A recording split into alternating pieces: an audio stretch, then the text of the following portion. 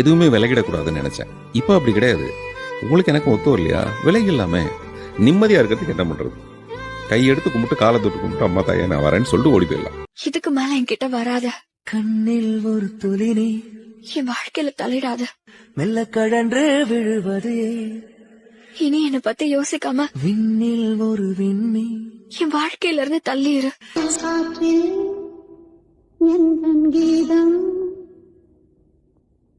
காணாத ஒன்றை தேடுகிறேன்.